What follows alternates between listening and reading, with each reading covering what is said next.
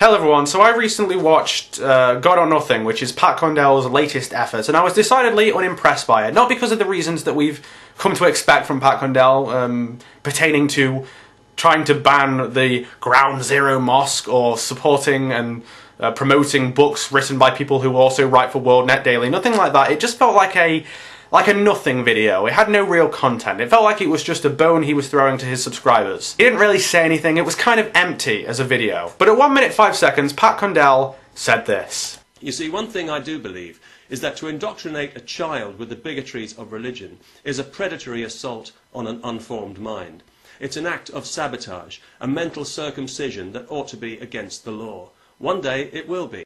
Then the term human rights might actually start to mean something. I have a massive problem with this. I do not agree with banning people passing down their religion to their children. As much as I don't like it, I do not agree with banning it. Why, I hear you ask? Because it all depends on your standpoint. I generally don't like religion, and in my ideal world there would be no religion. Just like in my ideal world there'd be no Nickelback. Because it's my ideal world. And I hate Nickelback. But it's my ideal world, and in the real world, if I ran everything, I would not ban religion, and I would not ban Nickelback, as much as I despise them both. But like I said, it's all about standpoint, and what's to stop someone who disagrees with me stopping atheists from teaching their kids about atheism? That's wrong. Now obviously if there's some obscure cult that teaches people that to be moral and to be loved in the eyes of the Lord you've got to cut off one of your hands, that's wrong enough that we can ban it, because it's cutting off your fucking hand. But I don't believe that banning moderate Jews, Muslims, Christians, whatever, should be banned from teaching their kids about their religion. That's just too far. As much as I don't like it, they shouldn't be banned. It's like the burqa.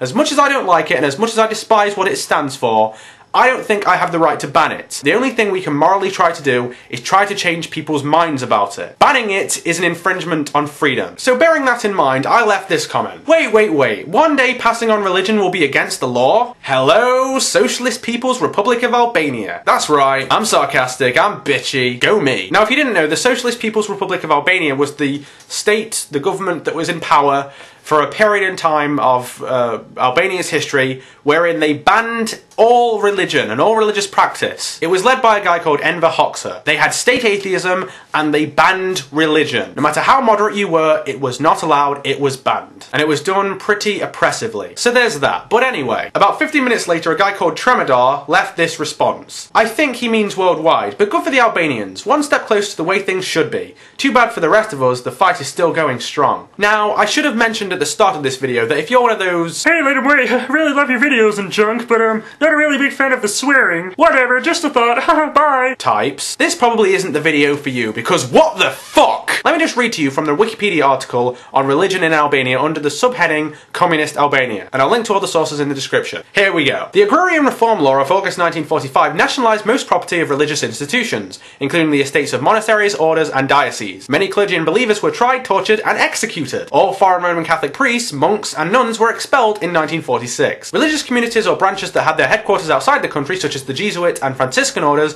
were henceforth ordered to terminate their activities in Albania. Religious institutions were forbidden to have anything to do with the education of the young, because that had been the exclusive province of the state. All religious communities were prohibited from owning real estate and from operating philanthropic and welfare institutions and hospitals. Although there were tactical variations in Hoxha's approach to each of the major denominations, his overarching objective was the eventual destruction of all organised religion in Albania. The campaign against religion peaked in the 1960s. Beginning in 1967, the Albanian authorities began a violent campaign to try and eliminate religious life in Albania. Despite complaints, even by APL members, all churches, mosques, monasteries and other religious institutions were either closed down or converted into warehouses, gymnasiums or workshops by the end of 1967. By May 1967, religious institutions had been forced to relinquish all 2,169 churches, mosques, cloisters and shrines in Albania, many of which were converted into cultural centres for young people. As a literary monthly Nendori reported the event, the youth had thus created the first atheist nation in the world. Now this is where it starts to get interesting. The clergy were publicly vilified and humiliated, their vestments taken and desecrated. That rhymed. More than 200 clerics of various faiths were imprisoned, others were forced to seek work in either agriculture or industry, and some were even executed or starved to death. The cloister of the Franciscan Order of Škoda, I think that's how you pronounce it, anyway, whatever, was set on fire, which resulted in the death of 4 elderly monks. Starting to get even more interesting. Article 37 of the Albanian Constitution of 1976 stipulated, and I'm quoting here, "The state recognises no religion and supports atheistic propaganda in order to implant a scientific, materialistic world outlook in people, and the Penal Code of 1977 imposed prison sentences of 3 to 10 years for religious propaganda and the production, distribution or storage of religious literature." So if I lived in Albania in 1977, something like this, for instance, could land me in prison. Just for fucking well owning it. Anyway, moving on. A new decree that in effect targeted Albanians with Christian names stipulated that citizens whose names did not conform to the political, ideological and moral standards of the state were to change them. It also decreed that towns and villages with religious names should be renamed. Hoxha's brutal anti-religious campaign succeeded in eradicating formal worship,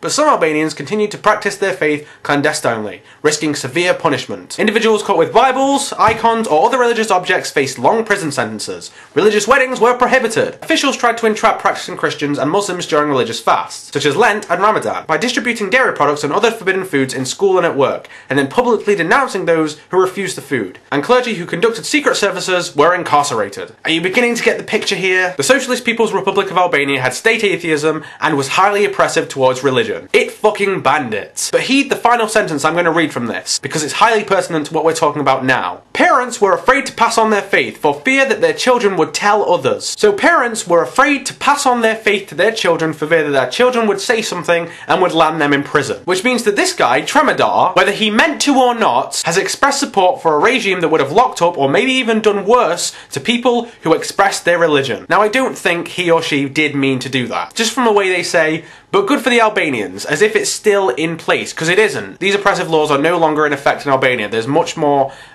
freedom of religion in Albania now. So I don't think this guy realises what he's saying. But first of all, clearly he or she does know what they're saying when they're talking about banning people from passing down their religion, which is bullshit. And considering there are atheists out there who are always repudiating religious people for, you know, following what their imam or priest says without thinking about it or without looking anything up or researching anything, the fact that he's just gone, good for the Albanians, without actually doing any research into the kind of regime that it was, speaks volumes. He or she is just as bad as some of the people that a lot of atheists talk about as being idiots and sheep who need to wake up from all that religious indoctrination. And it somehow shocks me, and also simultaneously doesn't really surprise me, that there are atheists out there who are doing the exact same thing that they are moaning at theists for. They moan at various religious people for being indoctrinated and for being sheep and just following what their preacher or imam has said, when they are doing the exact same thing. They're allowing themselves to be indoctrinated and led blindly along by people like Pat Condell. This person has looked at what I said and not done any research into it, which has meant that he has inadvertently supported a regime that locks people up and executes some of them for being religious. If that's not indoctrination and blindly following the herd,